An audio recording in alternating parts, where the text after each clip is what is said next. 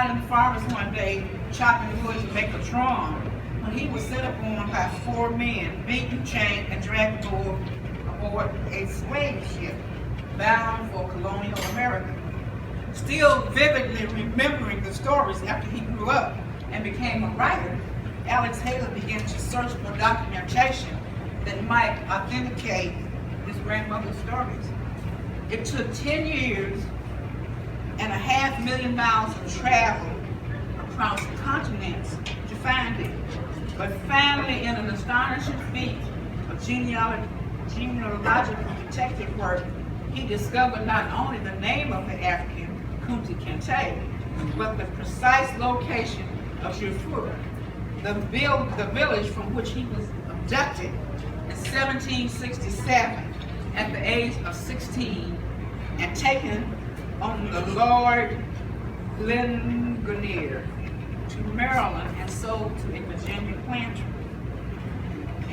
Haley met his African 6 cousins in Darfur. On 29 September in 1967, he stood on the dock in Annapolis where his great-great-great-grandfather was taken ashore on September 29, 1967. He then wrote a monumental 200-year drama of Kunta Kinte and the 6 generations who came after him. Slaves and freedmen, farmers and blacksmiths, lumbermen, Pullman porters, lawyers, architects, and one author. But Haley did more than recapture the history of his own family. As the first Black American writer to trace his origins back to their roots, he told the story of 39 million Americans of African descent. He rediscovered for an entire people a rich cultural heritage that slavery took away from them. Roots is one of the most famous, the most eloquent testimonials ever to be written to the indomitability of the human spirit and the power of oral history. The fact that Roots resulted from an oral history inspired Studs Terkel to establish an oral celebration of the lives of non-celebrated everyday people just like us in the StoryCorps projects.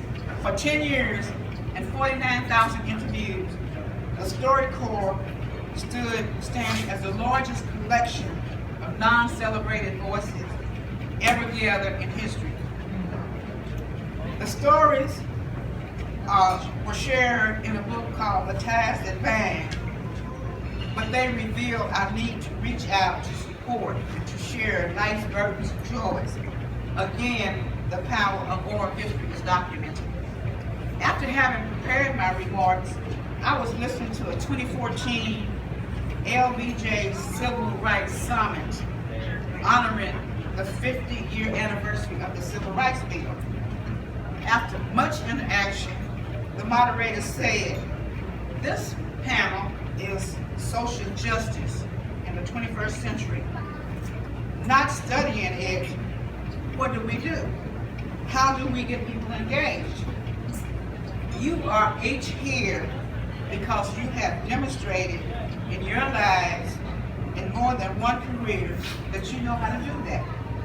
Maria Shriver, I know you all know who Maria Shriver is. She was one of the panel members. She enthusiastically replied, "Storytelling. With people, you have to tell the story. And you have to do what I call the 4 I's. Maria Shriver called the 4 I's. 1, inform, give them the information. 2, inspire, get them involved. 3, ignite, and give them the tools to make the 4th one happen, which is impact." Again, the power of storytelling is documented. The need for us to pass on family history is related in a short poem entitled "Vanished." And it's in that same book. Now, I know this morning and Thursday and Friday and Saturday, I didn't tell y'all what book I was reading from. But But I was reading from the poetry book written by Dr. Mona Lake Jones. It's called Cultural, it's a 2-volume series, Culture 1 and 2 by Dr. Mona Lake Jones of Seattle, Washington. Vanished. An old man asked, "Before you go, can I tell you some history I think you need to know?" The boy answered, "I'm in a hurry, on my way out to play. Perhaps later I can hear what you have to say." A grandmother said, "Come sit, my dear. I have something I think you should hear." The girl over her shoulder stopped to chime. "Maybe tomorrow I'll have the time." And so it went, and the years passed on. Before he knew it, the old man was gone. The grandmother soon went away too, and took with her all the wisdom she knew. When the boy and girl were older and grown, they wished for the stories the old folks had known. Lastly, remember what President Barack Obama said, "We are the change that we seek."